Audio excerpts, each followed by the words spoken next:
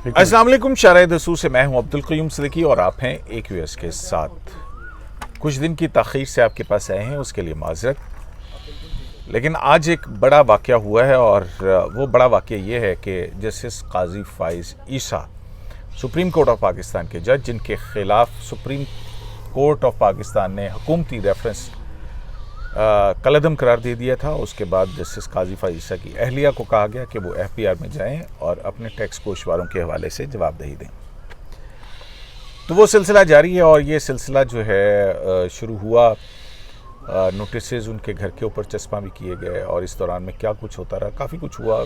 गुज़िश्ता रोज़ justice Qazi Faez ईसा की अहलिया FBR गई और FBR में उन्होंने अपना एक स्टेटमेंट जो है वो जारी कर दिया। और वो स्टेटमेंट आज उन्होंने इस बुनियाद पर जारी किया कि क्योंकि जो मीडिया के अंदर जो चीज़ें छपी हैं वो उससे मुताबिकत नहीं रखती और उसमें एक बहुत बड़ा पहलू है जो कि गलत रिपोर्ट हुआ। तो उनका कहना यह है कि वो मजबूर हुई हैं कि वो अपना ये बयान जो है वो मीडिया को जारी करें।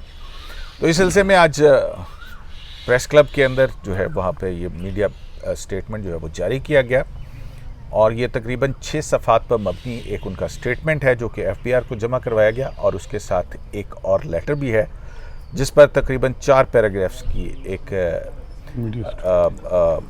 एक जिस्ट है, जिसके अंदर उन्होंने कहा गया कि उनको पिछले 1 साल से हरासा किया जा रहा है, हैरेस किया जा रहा है और यहाँ तक कि वो छड़ी लेके गई तो उनकी इस छड़ी का भी मजाक उड़ाया गया। और मजाक उड़ाने वाले कौन थे? इमरान खान और उनके रफ़क़ा के ऊपर उन्होंने ये कहा है कि उनके लोग जो हैं वो मीडिया में आकर इस तरह की बातें करते हैं। और उन्होंने फिर जो उनकी टांग फ्रैक्चर है और उसमें जो प्लेट डली हुई है उसका एक्सरे जो है वो भी अपने इस बयान के साथ किया है।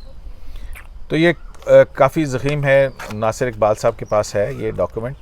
इसके अंदर क्या कहा गया है, क्यों जस्टिस काजी फ़ाइज़ ईसा की अहलिया इमरान खान और उनकी रफ़क़ा बैरिस्टर फ़रोग़ नसीम, शहज़ाद अकबर, अनवर मंसूर ख़ान और दीगर लोगों के नाम लेके कह रही हैं कि क्या इन लोगों के टैक्स गोशवारे मुझे मिल सकते हैं? मैं एक आम टैक्स देने वाली खातून हूँ। जिस तरह से उन्होंने मेरे ये टैक्स गोशवारे लिए और उसके बाद ये हरासमेंट का सिलसिला जो है वो शुरू हुआ। काफ़ी तवील चीज़ें हैं इसके अंदर और इन सब के ऊपर बात करेंगे। मेरे साथ मौजूद हैं जनाब नासिर इकबाल साहब डॉन अखबार से और जनाब हसनात मलिक एक्सप्रेस ट्रिब्यून से। तो नासिर साहब 6 सफ़ात पढ़े आपने, पहले सफ़े पे क्या कहा उन्होंने और ये क्यों ज़रूरत महसूस की उन्होंने? क़य्यूम साहब, एक तो आपने बड़ा अच्छा इंट्रो दिया, उसमें आप एक चीज़ और भी मेंशन मतलब रहेगी वो कि उन्होंने उनके वालिद साहब की जून 25 को वफ़ात भी हुई है, उनको कैंसर था। और आपको ये मालूम है कि जिस फैमिली में कैंसर का मरीज़ और वो भी आखिरी स्टेज में हो तो वहाँ बड़ी प्रॉब्लम होती है। वो एक बहुत ही यानी कि साइकोलॉजिकल भी और हर लिहाज से बंदा अंडर प्रेशर होता है। तो ये भी उन्होंने इसका जिक्र किया कि आपने मुझ पर यह इल्ज़ाम लगाया कि मैं नोटिस मैंने रिसीव नहीं किया और ये भूल गए कि मेरे वालिद और उसको बुनियाद बना के जो है हरासमेंट के लिए हरास किया गया, मुझे तज़हीक का निशाना बनाया गया। और इवन जब मैं छड़ी लेके वो FBR के हेडक्वार्टर्स में आई तो भी मजाक उड़ाया गया।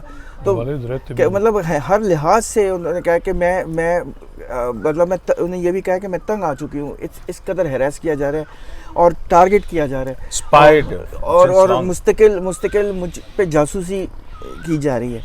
और इल्ज़ाम क्या है? उन्होंने कहा है कि मैं हमेशा से टैक्स देती रही हूँ और 2018 में मेरे जो इनकम थी ना मेरी वो 40 लाख थी, 4 मिलियन। 2019 में 5 मिलियन और जो टैक्स है वो लाखों में है। मतलब 5 किसी जगह 5 लाख है, किसी जगह 4 लाख कुछ है। मेरे एग्जैक्ट अमाउंट उसके मुताबिक जो अमाउंट में टैक्स बनता था वो उनकी और वो इनकम क्या है देख के बता दें, पढ़ के बता दें आप, मतलब आपके पास सब चीज़ मौजूद है तो डॉक्यूमेंटेड चीज़ें आपके नाज़रीन मतलब 2018 में मैं अंग्रेजी में बोल दूं अगर आप बिल्कुल my taxable income was figures 4.071 मतलब 4 मिलियन यानी 40 लाख, ठीक है। And I paid income tax equal to ₹576,540, 5,76,000, हाँ। और FBR happily accepted my tax returns and the tax paid by me. और इसी तरह for the year 2019 I had taxable income of ₹5.3 million यानी 50 लाख 53 लाख, ठीक है। ठीक है। And I paid income tax equal to rupees 809,970,000 यानी 8 लाख 8 लाख 9,970 रुपए टैक्स दिया। बिल्कुल। तो मतलब ये ह्यूज है। ये पिछले दो उन्होंने बताए हैं 2018 और और 19 में, ठीक है। पिछले 2 साल के। पिछले 2 साल में इतनी उन्होंने कहा ये मेरी टैक्सेबल इनकम थी, मेरी इनकम थी। और आपको याद होगा कि ये इनके बारे में मशहूर है कि ये एक अमेरिकन स्कूल में बड़ी प्रेस्टिजियस कराची की अमेरिकन, खुद उन्होंने बताया था अमेरिकन स्कूल के अंदर में वो पढ़ाती रही हैं। और मुझे किसी साहब ने बताया था कि अब जब डॉलर 9 रुपये था ना, जब पाकिस्तान इक्विवेलेंट 9 रुपये था, $1 पाकिस्तानी रुपीज़ में 9 था, तो ये उस ज़माने में भी उनकी तनख्वाह 1 लाख से ऊपर थी। मुझे किसी साहब ने बताया। किसकी? इन मिसेस ईसा की, अच्छा। ईसा की।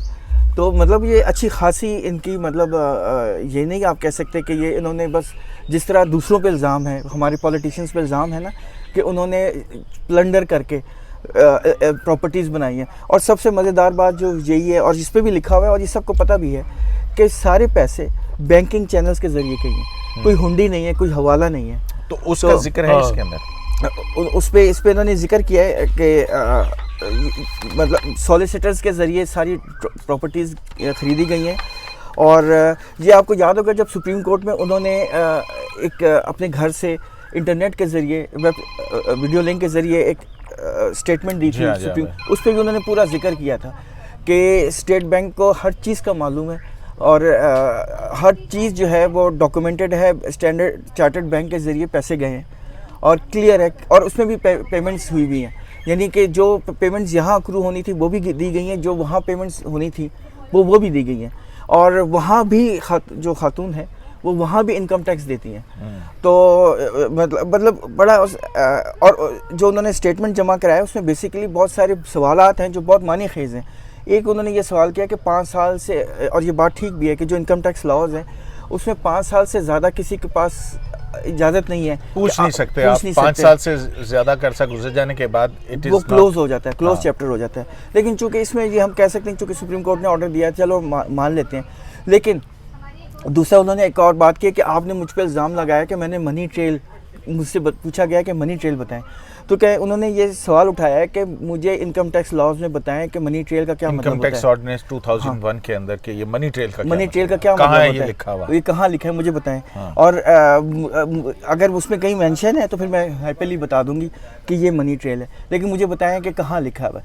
इसी तरह उन्होंने बेशुमार बातें की। फिर उन्होंने जो मज़े की सबसे बड़ी खौफनाक बात मेरे ख्याल में, मज़े की बात इधर ना करें, चले इधर कर, क्या ख्याल है इधर कर लें। नहीं वो जो उनके माइंड में वो मज़े की बात, मुझे मज़े की बात जो लगी है कि वो कह रहे हैं कि जो प्राइम मिनिस्टर इमरान खान और उनके जो करीबी रफ़क़ा हैं, जिसमें जिनके नाम आपने नाम लिया, जैसे लॉ मिनिस्टर हैं शहजाद अकबर साहब हैं, फॉर्मर अटॉर्नी जनरल हैं अनवर मंसूर साहब, और भी वो ये कहते हैं कि हम पूरी कोशिश कर रहे हैं कि हम मदीना की रियासत बनाने में। तो आप हमें ये बताएं कि मदीना की रियासत बनाने वालों से ये पूछें कि एक आम खातून, ऑर्डिनरी खातून जो टैक्स भी दे रही है, आप उनको ये बताएंगे कि आपने अपने टैक्स कितने जमा कराए इन सालों में, जिनके बारे में कब से आपने टैक्स जमा कराना शुरू किया, जिनके बारे में मुझसे पूछे जा रहे हैं। और मेरे बच्चों और के बारे में तो पूछ रहे हैं, आप भी अपनी बीवियों और बच्चों के। ये बीवियों का लफ्ज़ इस्तेमाल क्यों किया यार? वो असल में कोटेरी भी है ना लफ्ज़, उन्होंने कोटेरी का लफ्ज़। अच्छा, लफ्ज़ ये क्या है? कोटेरी, करीबी, कोटेरी, बहुत करीबी लोग जो कोटेरी क्या कहते हैं, क्या मतलब अंग्रेजी का लफ्ज़ है, इसका बड़ा औखा लफ्ज़ है। उन्होंने ये लफ्ज़ इस्तेमाल किया। उसका कहने का ये मतलब है जो बहुत ही करीबी लोग होते हैं, जिनसे वो सलाह मशवरा करते हैं, जिनका इंटरेस्ट भी एक होता है, जो जिसको कैबिनेट किचन कहते हैं। कैबिनेट नहीं, इसमें एक ही इशू को जब सब फॉलो कर रहे हैं, और वो इशू ये है कि आपने प्रॉपर्टीज कहाँ से बनाई, ये कहाँ से लिए झुमके, कहाँ से किसने लिए झुमके, ये है सवाल ना। अच्छा। तो ये कह रही है कि ये वो कोटेरी है जो एक ही चीज़ को फॉलो कर रहा है। तो उनसे भी पूछें कि उनकी जो बेगमात हैं और उनके बच्चों की जो प्रॉपर्टी। तो ये आपके नज़दीक थी कि भाई वो कह रही हैं कि रोज़ हमें ये खुतबा दिया जाता है कि हम रियासत मदीना बनाने के लिए कोशा हैं, तो वो लोग जो कि मुझसे पूछ रहे हैं, मैंने तो बता दिया जो है, अब उनसे क्या मैं मुझे इजाज़त देंगे कि मैं उनसे भी पूछूं? FBI उनसे पूछे और उनके इनकम टैक्स रिटर्न्स मुझे दे दे ज़रा। और एक और छोटी सी बात, बस उसके बाद आप हसनान साहब की तरफ चले जाइएगा। और दूसरी उन्होंने ये भी कहा है कि मुझसे तो आपने ये पूछा है लेकिन ये बताएं कि मेरी जो प्रॉपर्टीज़ है और मेरे बच्चों के नाम जो प्रॉपर्टीज़ हैं वो हमने अपने नाम पे ली हैं। हमने कुछ ऑफशोर कंपनी यानी शैम ऑफशोर कंपनी के ज़रिए छुपाई नहीं है। तो मुझे ये बताएं, अगर आपको मुझ पर यकीन नहीं है तो फिर आप प्राइम मिनिस्टर और उनके रफ़का से ये पूछ लें जो ये एक्सपर्ट हैं या जो ये जिनको एक्सपीरियंस है, तजुर्बाकार है, कि किस तरह प्रॉपर्टीज़ ऑफशोर कंपनी के ज़रिए छुपाई जाती हैं। यहीं से मैं जो है ना आपको किस तरफ उनका इशारा है कि क्या मतलब जहांगीर तरीन साहब ने तो वो अपना एक बनाया हुआ था, प्राइम मिनिस्टर साहब ने भी बनाया हुआ था। आप प्राइम मिनिस्टर साहब ने तो 82 में पहली ऑफशोर कंपनी जो है ये न्याजी सर्विसेज लिमिटेड, अहमद नूरानी की स्टोरी थी, उसने इस सारी ये निकाली थी, बड़ा इन्वेस्टिगेटिव जर्नलिस्ट।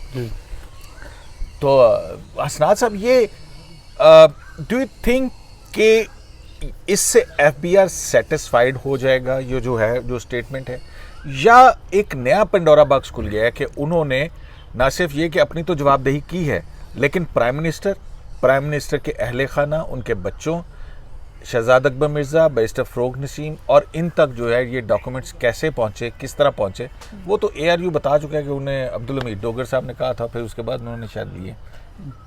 क्यों मतलब वो अपना बताएं, वो लोगों को क्यों घसीट रही हैं इसके अंदर, बाकी लोगों को? सवाल तो ये आएगा। नहीं देखें, मैं तो अभी भी मैं काजी फाइज़ा साहब और उनकी पूरी जो ख़ानदान है, मैं उनकी हिम्मत को दाद देता हूँ कि जिस तरीके से 1.5 साल से जो कुछ हो रहा है, आपको पता है जितना मतलब जितनी मेहनत की जा रही है, आपको पता है एक बड़े सीनियर गवर्नमेंट फंक्शनरी हैं, उन्होंने कहा इस केस में बड़ी मेहनत हुई है, बड़ी मेहनत हुई है, बहुत मेहनत हुई है, इवन आखिरी दिन तक मेहनत हुई बहुत। अब ये हम ज्यादा बोल नहीं सकते कि ये मेहनत इसकी खतरनाक है कि ये मेहनत किस तरह हुई है। जब ये कोई नासिर साहब बुक लिखेंगे, आप लिखेंगे क्या हुआ था, किस तरह ये मेहनत हुई थी, क्या हुआ था, कैसे दो टूटे, ये सारी बातें जो है ना वो सारी बातें छोड़ दें।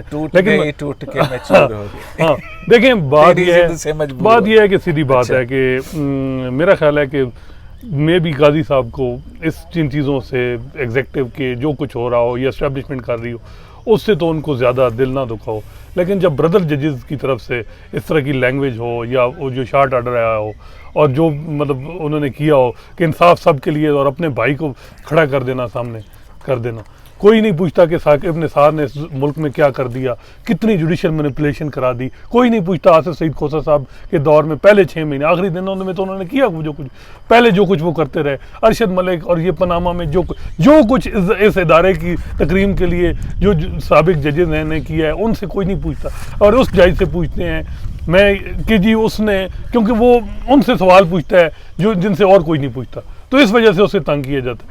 अब ये देखें, तो मैं देख रहा था सोशल मीडिया के ऊपर जो चैनल चल रहे थे, किसी शख्स ने ट्वीट की हुई थी, एक मुझे अब एग्जैक्टली याद नहीं है, लेकिन उसने 2 पिक्चर्स लगाई हुई थी। एक में साकिब निसार साहब जो हैं वो अपना पूरा तमतराक के साथ चीफ जस्टिस का जो लिबास है वो पहने हुए हैं और साथ में उनके अहले खाना है और उन्होंने ब्रांडेड कपड़े पहने हुए और वो सारा कुछ, और दूसरी तरफ छड़ी पकड़ के जाती हुई एक खातून जो कि जस्टिस काजी फाइज़ा है, और नीचे लिखा हुआ था कि हमने तो वो कर्ज भी अदा किए जो वाजिब ना थे।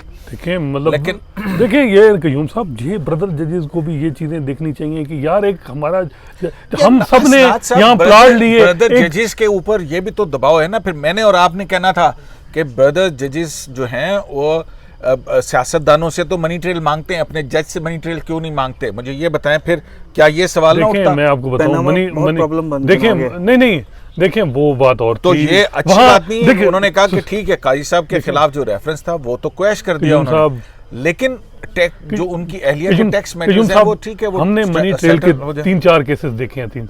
इमरान खान पनामा केस देखा जिसमें शरीफ फैमिली ने मनी ट्रेल दी, एक इमरान खान ने मनी ट्रेल दी, एक जहांगीर तरीन साहब ने मनी ट्रेल दी, और इमरान खान साहब ने कौन से मनी ट्रेल दी? सुने ना, वो सारे बैंक बंद हो गए और आखिर में साकिब निसार साहब ने कह दिया कि सब्सटेंटिव अमाउंट अगर अकाउंट फार है तो इट्स एनफ, मतलब वो अगर उसमें GIT बना के वो जो डॉक्यूमेंट इमरान खान साहब ने, जो शब्बर रिजवी साहब ने बनाए थे, फरगोसन ने, और जहांगीर तरीन साहब से किसी दिन इंटरव्यू करेंगे तो पूछेंगे उनसे कि कैसे डॉक्यूमेंट बनाए गए थे। छोड़ दें आप सारी चीज। और मुझे बताएं राशिद, अब यही जो असल बात है, सरीना ईसा का कहना है कि हमने डायरेक्ट प्रॉपर्टी ली, हमने ये नहीं किया कि राशिद खान ने पैसे दिए, राशिद खान ने इधर किया, वो क्या कलीमुल्लाह से समीउल्लाह से ये चीज ना, यहाँ कतरी लेटर था, ना यहाँ सलीमुल्लाह से राशिद राशिद खान को जिस तरह इमरान खान साहब ने किया, ये हाँ, इमरान खान साहब ने तो अपने पता नहीं कोई देखें किसी का लेटर वो भी उन्होंने कतरी पेश किया था। नहीं नासिर साहब, वो उसमें वो किसी क्रिकेटर का कि उस वक्त ऐसी इतनी अमाउंट हुआ करती थी या उसका उन्होंने अपना एग्रीमेंट नहीं दिया, उन्होंने किसी और का एग्रीमेंट। देखें उसमें इतनी चीजें हैं। पीस मील में साकिब निसार साहब कहते थे कि ये क्या है, 13 दफा अपने जो है ना मौक़िफ़ चेंज किए गए। आपके सामने इतनी लंबी हियरिंग होती थी, पीस मील में इंफॉर्मेशन आती थी, अब इतने थोड़ा रह गया। अब इतना दौरान हर दफा एक नई चीज आती थी। देखें ये चीजें भी हर मर्तबा नई चीज आती थी, मतलब कि जो चीज चाहिए होती थी वो तैयार होकर तो फिर पेश कर, ये वो चीजें ये वाक़ायक हैं ब्रदर जजेस को, वो भी चीज देखनी चाहिए। दूसरा FBI का केस है, FBI मनी ट्रेल आपको पता है कि आम ऑर्डिनरी केसेस में नहीं मांग सकती। वो एक चीज जो प्रोसीजर होता है उससे हट के जो है ना ये चीज पूछी गई, और वो उन्होंने कहा कि ये जरा एक्सप्लेन आपकी सुप्रीम कोर्ट ने लिखा है कि सोर्स और उसका जो है वो बताएं। मेरा ख्याल है वो बताएंगे। अब FBI बताएगी ना कि ये हमने किस वजह से मनी ट्रेल मांगी है, तो वो बताएंगे। मेरा ख्याल है कि काफी चीजें उनके पास मटेरियल है। सबसे जो बड़ी चीज है ना कयूम साहब, वो है कि सारा पैसा बैंकिंग ट्रांजेक्शन से किया। और हमारे मैं हैरान हूँ, हमारे वो इदारे जो 1.5 साल से लगे रहे, उनको ये नहीं तो पता था कि ये जो पैसा है ये बैंकिंग ट्रांजैक्शन से गया। वो शॉकिंग में है। बल्कि एक गवर्नमेंट फंक्शनरी कहता है कि यार हम पे लक की लानत हो कि हमें ये ही नहीं पता कि हम जो सारा पैसा है वो बैंकिंग ट्रांजैक्शन से गया है, और हम जो है कह रहे थे होंडा मनी ट्रेल और मनी लॉन्ड्रिंग हुई है, ये हुआ है वो हुआ है, सारा पैसा बैंकिंग। मुझे एक बात बताएं, तो ये मैं हैरान हूँ। आपको पता है ये जो इलेक्शन कमीशन के अंदर जो केस लगा हुआ है फॉरेन फंडिंग केस, उसमें है कि जी आप, और याद है आपको सुप्रीम कोर्ट में भी जब ये चल रहा था आर्गुमेंट्स हो रहे थे, तो वो जो फारा के कहाँ से आए, किस किस ने पैसे दिए, तो उसमें ये भी था कि जो सऊदी अरब से और अमेरिका से, मुत्तहिदा अरब अमारात से जो है, ऐसे मुल्क जहाँ पे पॉलिटिकल सरगर्मियों पे पाबंदी है, वहां से भी डोनेशंस आए हैं। देखें, तो वो तो अगर पाबंदी है तो वो तो आ ही नहीं सकते, तो फिर वो कैसे है? मुझे वो बताया तो FBI ने क्या इसी तरह मनी ट्रेल अलीमा खान से मांगी? FBI मैटर रेफर हुआ था ना FBI, बिल्कुल, क्या वहां मनी ट्रेल उसी तरह मांगी गई थी? सोर्स इसी तरह मांगे गए थे। ठीक है देंगे, और वो मेरा ख्याल है उनके पास होंगे एविडेंस, देने भी चाहिए। लेकिन क्या अलीमा खान से इसी तरह केस, सलमान अकरम राजा साहब वकील थे, आपको याद है, साकिब निसार साहब ने मामला रेफर कर दिया था FBI में, उसके बाद पता नहीं है कि क्या हुआ। वो उसी तरह लायबिलिटी है जो यार उस केस की क्या बात करते हैं, उसमें तो नासिर साहब आपकी गवर्नमेंट ऑफ पाकिस्तान इंडेमनिटी या एमनेस्टी स्कीम दे रही है, उससे लोगों ने फायदा उठाया। अब जिन्होंने फायदा उठाया तो उनको उठा के फिर जेल के अंदर, उस दिन भी 2 मुख्तलिफ थी ना, वो बहुत उनको उधर क्या, तो क्या हुकूमत की क्या क्रेडिबिलिटी रहेगी? स्टेट ने अपनी क्रेडिबिलिटी खराब की है। हाँ। तो और ये देखिए वो उसमें वो जो चीज़ें आज मेन हमने देखा है ना, इसका जो इनका जवाब, उसमें एक चीज़ है कि जो उन्होंने नोटिस दिया है उसमें 3-4 चीज़ों पे उन्होंने सवाल उठाए कि इसका क्या मतलब है, आप क्या समझ हमसे पूछना चाह रहे हैं। मतलब FBI का नोटिस ऐसे ही होता है जिस तरह आम लोगों को भेजा जाता है, या इसमें कोई स्पेशल है? तीसरा उन्होंने ये कहा कि जी मैंने टीवी पे देखा कि एक एक्सपर्ट टैक्स के वो कह रहे थे कि 5 साल के बाद एक केस जो है ना वो खुल नहीं सकता, मतलब उसके कि इस तरह, यानी अब ये मामला आप ज़रा हमें एजुकेट करें कि ये मामला कैसे खुलेगा, क्योंकि सुप्रीम कोर्ट का जो ऑर्डर है वो ये है कि इनकम टैक्स लॉ के तहत कार्रवाई करें और सारी रेमेडी वो जो है वो ले सकते हैं रिस्पॉन्स के अंदर। अब और साथ ये भी कह रहे हैं कि सोर्स भी दें। अब मेरा ख्याल है कि जो चीज़ जो 3 जजेस ने देखा था ना, वो उन्होंने काफ़ी ये चीज़ देख ली थी कि जब जस्टिस काजी फाइसा की अहलिया आई थी और उन्होंने जो सारा वो एक्सप्लेन किया था, उन्हें समझ आ गई थी कि ये चीज़ सारा कुछ बैंकिंग ट्रांजेक्शन से हुआ है। इसमें कई साहब एक जो इंटरेस्टिंग चीज़ जो मुझे लग रही है कि उसमें उन्होंने एक सवाल का जवाब दिया। अच्छा, और वो सवाल का जवाब ये दिया कि उसने कहा कि मुझसे ये पूछा जा रहा है मैंने बाहर प्रॉपर्टी क्यों बनाई, तो उसका उन्होंने जवाब दिया। वो सबसे इम्पोर्टेंट, वो बहुत इंटरेस्टिंग है। उसका उन्होंने ये जवाब दिया कि जब मेरे हस्बैंड यानी जस्टिस काजी फायज ईसा साहब कोयटा में थे तो उन पे बलूचिस्तान हाई कोर्ट उनको थ्रेट्स भी हुए थे टेररिस्ट की तरफ से, और उन पे हमला भी हुआ था, मतलब हम तो उन्होंने कहा था कि तब मैंने ये सोचा कि मैंने अपने बच्चों का फ्यूचर सिक्योर करने के लिए ये बेहतर है कि मैं बाहर प्रॉपर्टी लूँ। और उन्होंने ये भी लिखा कि मेरे हस्बैंड और मेरे बच्चों ने मेरी मुखालफत भी की है कि नहीं हमें यही रहना चाहिए। हस्बैंड मेरा हस्बैंड का उसमें तो, है कि मैंने जो है मेरे हस्बैंड ने मेरी मुखालफत भी बाहर प्रॉपर्टी खरीदने के अंदर मावनत की बच्चों को, बेटी को और बेटे को, और ये भी बताया कि उनके दामाद उनकी बहू जो है वो वेल एजुकेटेड है और अच्छी जगह जॉब कर रहे थे। तो मैंने उनको फैसिलिटेट किया और फिर हमने सॉलिसिटर्स के जरिए बाहर प्रॉपर्टी ली है, हर चीज़ ओपन है, पैसा यहाँ से बैंकिंग ट्रांजैक्शंस के ज़रिए गया है और जो भी लीगल रिक्वायरमेंट है वो सब पूरे हुए हैं। और पाकिस्तान की तरह ज़रिए नहीं होता कि वहाँ यहाँ ये नहीं होता कि आप कोई प्रॉपर्टी लें तो आपके नाम पे प्रॉपर्टी होती है ना, वहाँ ये नहीं होता, वहाँ सॉलिसिटर्स आपके बिहाफ पे प्रॉपर्टी आपके लिए खरीदता है। यही वो मैं जो पैराग्राफ 18 है उसमें वो लिखा है, वो कहती हैं कि you have also asked me to provide a copy of agreement to sell for the 3 London properties. There were no such agreements. The sales were done through solicitors. In London, the buyer does not enter into the transaction with the seller, nor does the buyer hand over the money to the seller. Everything is done through solicitors. I cannot say that documents. I cannot say that documents. What the documents? Solicitors, What documents? say what documents the solicitors obtained from the sellers and what documents they prepared. You have also asked for the sale deed for each of the properties as regard to 50 Constantine Court, Candial Street, W2, Fulana Fulana, London. There is no sale deed. A long lease was executed by the Church Commission, who own the property in my favor, and then my daughter's name was added.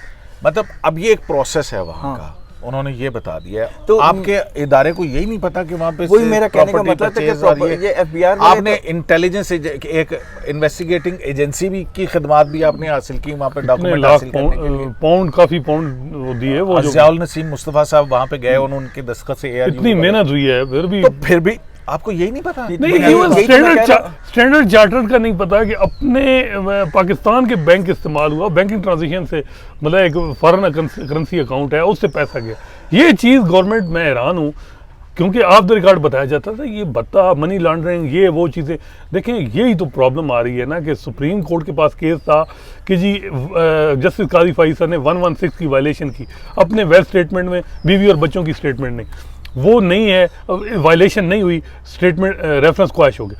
फिर वजह नहीं बनती थी कि ये मामला refer करके फिर जस्टिस काजी फाइसर को नथी करके साथ भेज देना। और आपके सामने है कि जो कुछ एफबीआर में हो रहा है, जिस तरीके से वहाँ मतलब चेयरमैन एफबीआर को क्या ये लगता है कि स्ट्रेटेजी के भी काजी फाइसर एक रेफरेंस कदम कर दें और ये कर दें, लॉयर्स का प्रेशर जो है या लॉयर ऑर्गेनाइजेशंस का प्रेशर जो है वो भी ना बन सके? और देखिए ये बिल्कुल एक आरा थी गवर्नमेंट के अंदर मैं खुद स्टोरी दी थी कि गवर्नमेंट के अंदर ये आरा थी कि अगर रेफरेंस क्वैश होता है, पिटीशन डिसमिस होती है जस्टिस काजी फाइसर, तो वकला जो है मुतहर्रिक हो जाएंगे, मूवमेंट स्टार्ट हो जाएगी, अपोजिशन पार्टी साथ हो जाएंगी, सारा प्रेशर आ जाएगा पीटीआई गवर्नमेंट पे, एस्टेब्लिशमेंट पे। बेहतर है पीस में मतलब टुकड़े टुकड़े करके ना चीज़ों को, मतलब ये गवर्नमेंट का एक स्ट्रेटजी थी। मैं ये नहीं कहता कि कोर्ट का एक अपना व्यू होगा, कोर्ट ने वो एक ये चीज़ देखी होगी कि इंसाफ सबके लिए। फिर जब जस्टिस उमर अता बंदियाल साहब ने कहा कि जी ये आपके पास जो डॉक्यूमेंट है वी आर क्वाइट सेटिस्फाइड कि आपके पास इतना सोर्स और वो चीज़ें हैं, तो मेरा ख्याल है वो ये चीज़ भी होगी कि ये चीज़ें दिखा दें, कोई हर्ज नहीं है, इंसाफ सबके लिए, अपने जज का भी है तो वो चीज़ आ जाए। लेकिन इसमें जो बात है ना कि मामला आप सुप्रीम जुडिशल काउंसिल में भेज रहे हैं और आपको पता है कितनी पूरी मशीनरी एक्टिव है। आज हमारे वेल इन्फॉर्म एक जर्नलिस्ट एजाज सैयद ने मतलब खबर तो नहीं दी क्योंकि आजकल खबर तो नहीं चल सकती, उन्होंने ट्वीट किया कि पूरे पाकिस्तान की मशीनरी जो है वो इस केस के लिए लगी हुई है कि किस तरह इस केस में इस जजीरा जो छोटा सा एक मतलब ये सुप्रीम कोर्ट, इसमें जो 3-4 जो मतलब जैसे कहते हैं इंडिपेंडेंट जज, जो इंडिपेंडेंट जजेस वो कि जो सबको एक ही नज़र में देखे। वो ऐसा ना हो कि कोई पॉलिटिशियंस हो तो उसको तायात नायल कर दें, उसमें हदीसें कुरान सारी चीज़ें लिख दें, लेकिन जब कोई और ऐसे लोगों का कोई मामला आता है तो उस हवाले से हम जुडिशियल रिस्ट्रेन का मुजाहरा कर लेते हैं, उनके हवाले से हमारे फैसले भी ऑर्डर वापस कर लेते हैं। एक चीज़ भी उन्होंने मेंशन किया अपने जवाब में, जो चेंज ऑफ गार्ड हुआ है ना एफबीआर में, आपको याद है चेयरपर्सन जो है नौशीन जावेद अमजद उनको हटाया है। और इस पे पाकिस्तान बार काउंसिल और सुप्रीम कोर्ट बार वालों ने भी एक्सप्रेस किया अप्रीहेंशन कि ये इसीलिए उनको हटाया गया है कि, और वो भी 3 महीने के बाद फौरन हटा दिया गया। कहीं से वो इंस्ट्रक्शंस नहीं मान रही थी और उनकी जगह जो नए साहब हैं मैं अप्लाई नहीं करता के लिए उनको सिर्फ 3 महीने के लिए अपॉइंट किया और अगर उनकी परफॉर्मेंस 3 महीने में ठीक हुई तो फिर एक्सटेंड भी मुझे याद है कि तो ये देखें ये कितना खतरनाक है। कुछ कहा है उन्होंने, मैं वो पैरा पढ़ देता हूँ। I believe the chairperson of FBR mister Naushin Javed Amjad after serving for less than 3 months has been removed. it seems she was not prepared to do the bidding of the coterie, वो जो रुफ़का है, रुफ़का साथी, ठीक है. Has the entire FBR been put to serve the objective of removing a Supreme Court judge? जो उन्होंने question उठाया कि क्या सारा जज मिल FBR जो है इकट्ठा हो गया एक सुप्रीम कोर्ट के जज को हटाने के लिए, एक पूरी जो उन्होंने कहा है ना कि पूरी मशीनरी चल पड़ी है. FBR has got a new chairman for only 3 months and for a specific task, and Dr. Mohammad Ashfaq Ahmed no doubt continues to take instructions from ऊपर से, जब उन्होंने कहा है. तो नहीं वो वो भी कहती हैं कि जब मैं पहले गई टैक्स जमा करवाने तो उन्होंने कहा कि मेरा क्यों पोर्टल आपने बंद कर दिया. उन्होंने कहा कि जी ऊपर से हुक्म था. कयूम साहब मुझे ऊपर से कौन हुक्म देता है? चेयरमैन कयूम साहब मुझे FBR ही हो सकते हैं. मुझे याद है स्टील मिल का सो मोटो था 2009 में 17 दिसंबर तकरीबन थी, क्योंकि NRO केस 16 दिसंबर को फैला है. 17 दिसंबर जैसे इफ्तिखार मोहम्मद जोई साहब एक केस सुन रहे स्टील मिल का सो मोटो, उन्हें बताया गया कि जो इंक्वायरी टीम थी उसमें DGFIA जो तारिक खोसा साहब से उनको रहमान मलिक साहब ने ट्रांसफ़र कर दिया. उन्होंने कहा हमने मामला रेफर किया और उसके बावजूद भी आपने DG को फारिग कर दिया, यानी उसको वहां से ट्रांसफर कर दिया कैसे, और उन्होंने कंटेम्प्ट नोटिस जारी किया. बिल्कुल देखिए हमारे रहमान मलिक साहब वो पेशियां भुगतते रहे. ये असल मसला है कि आपकी जब आप जो है ना आप मतलब तो कमजोरों को तो रगड़ा देंगे. व्हाट डू यू थिंक कि इस केस के अंदर कोई कंटेम्प्ट नोटिस आप देखें? अभी तक मुझे तो सीधी बात है कि अभी तक उम्मीद तो कोई नहीं लग रही कि कोई हो, लेकिन हो भी सकता है. सुप्रीम कोर्ट बार तो जा रही है शायद, मेरे ख्याल में जा रही है. आज भी मेरा ख्याल है वो supreme court bar, Pakistan bar council और वो चीज़ें, क्योंकि ये गलत प्रेसिडेंट है ना. देखें अगर आप बीवी बच्चों की प्रॉपर्टियों पे रेफरेंस फाइल करने शुरू हो जाएंगे तो मेरा ख्याल हर जज फिर कोई मतलब किसी के दामाद के इश्यूज हैं, किसी के चैम्बर का कोई वो क्या कर रहे हैं, कोई किसी का बेटा क्या, देखो ना फिर कल को जो है वो फिर लोग पूछेंगे कि सुप्रीम कोर्ट ऑफ पाकिस्तान के एक जज साहब उनका बेटा हार्वर्ड में 4 साल से पढ़ रहा है तो उसके लिए खर्चा कहाँ से आ रहा है. हार्वर्ड में नासिर साहब एक जो है वो उसमें देखिए मैं कह रहा हूँ पूरे 60 लाख के करीब फीस है और उसका खर्चा जो है ना वैसे आई डोंट नो. देखिए साहब तो 4-5-7 करोड़ रुपए कहाँ से आए, कैसे आए, फिर लोग पूछेंगे.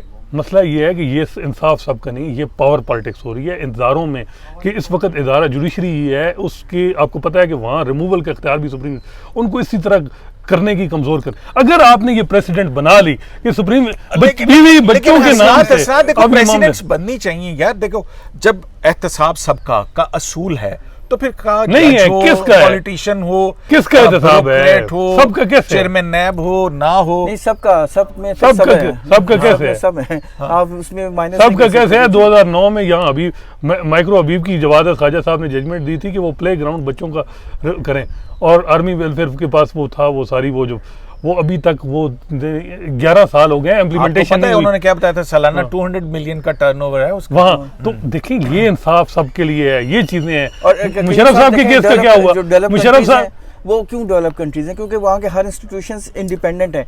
अगर आप हर इंस्टीट्यूशन में, मुझे लग रहा है आप इमरान खान साहब की पिछली तकरीर का किसी का हवाला मैं बड़ा इंप्रेस हूँ खान साहब से. मैं बड़ा इंप्रेस हूँ, उनकी कंटेनर की सारी स्पीचेस मुझे याद है, मैं सुनता था.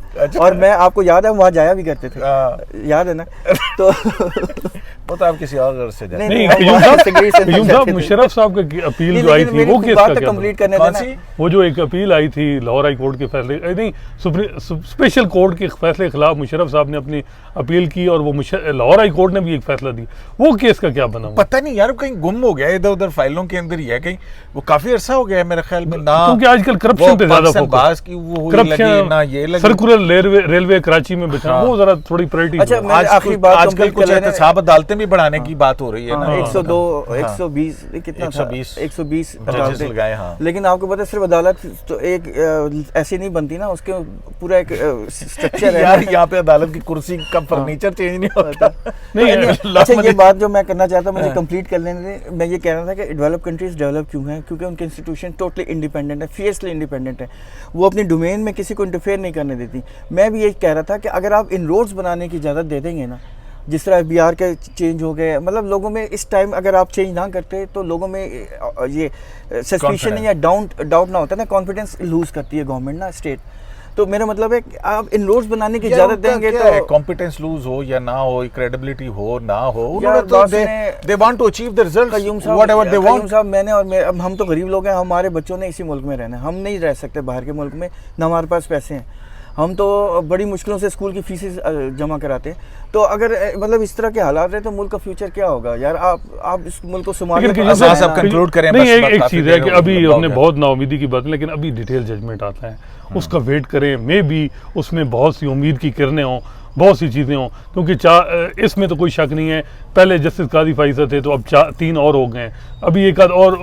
आपको पता है जस्टिस मंसूर अली शाह साहब के हवाले से भी, मतलब जस्टिस मकबूल बाकिर और ना वो एक प्रोपेगेंडा स्टार्ट हुआ वो चीज़ें, और यकीन करें हालांकि मतलब वो जो बात हो रही है ना, जिस तरह की हो रही है, जैसे मंसूर अली शाह के खिलाफ तो आई थी, वो खोसे साहब के दौर के, वो रेफरेंस क्वैश कर दिया हुआ मेरा ख्याल में, सब वो कुछ तो- है। लेकिन मैं ये देखें, कुछ ज़्यादा हम बात नहीं कर सकते, लेकिन जजेस को ना हाउस इंटरनल पॉलिटिक्स से भी हट के ना अपने इदारे को देखना चाहिए कि क्या चीज़, कि अगर मतलब जहाँ जो ग्रुपिंग है उससे हट के भी ना चीज़ें देखनी होंगी। नहीं, मंसूर अली शाह साहब के हवाले से मैं ये कहूँ कि मतलब बड़े बड़े सीनियर वकला, मतलब इवन डिस्कशन होती रहती है अमूमन बड़े बड़े वकला से, वो कहते हैं कि इस वक्त सबसे बेस्ट जज पाकिस्तान में मंसूर अली शाह साहब हैं, जो मतलब कानून और आउटस्पोकन भी, और तहम्मुल से सुनना भी, पहले माइंड बना के भी नहीं आना, और अपने आप को इतना बड़ा अरस्तू भी नहीं कहना कि मेरे से बड़ा अरस्तू भी कोई नहीं है, वो सारी चीज़ें हैं। तो उनके बारे में मैं बड़े बड़े वकला जो नहीं, पाकिस्तान के जजेस बड़े बड़े competent टॉप हैं, मेरे ख्याल में तो तमाम के नहीं, तमाम लेकिन मैं ये जजेस कह रहा हूँ, competent हैं। मैं कह रहा हूँ, आप इस तरह से नहीं कर सकते कि किसी को कहें कि जी ये अच्छा नहीं है, ये नहीं, बुरा है। सारे जजेस का मेरा ख्याल है ठीक कि है, सारे और जजेस जो है नासिर ना, साहब, मैं on ठीक their कह रहा own हूँ right, ना? बिल्कुल बिल्कुल। देखें, लेकिन मेरा एक है कि supreme court should be supreme court, not house of cards. हाँ। ये सारे मतलब मजबूत होना चाहिए डिसीजन में, बिल्कुल। बिल्कुल बहुत शुक्रिया आपका नासिर इकबाल साहब, बहुत शुक्रिया आपका असनात मलिक साहब। आज जस्टिस काजी फाइजा की अहलिया की जो स्टेटमेंट है उससे शुरू होने वाली गुफ्तगू, पता नहीं ये लोग दोनों कहाँ कहाँ ले गए। इसने इमरान खान साहब का जिक्र कर दिया, इन्होंने जो है कंटेनर की तकरीरों का जिक्र कर दिया। अब फैसला करने वाले अवाम है, और अवाम बेहतर जज हैं, उनके सामने हर चीज़ निथर के निकल के बड़ी खूबसूरती से साफ सुथरी नज़र आ रही है। सबको नज़र आ रहा है कि सरे आईना मेरा अक्स है, पसे आईना कोई और। शराय दस्तूर से अब्दुल करीम सिद्दीकी को इजाज़त दीजिए। अल्लाह निगहबान।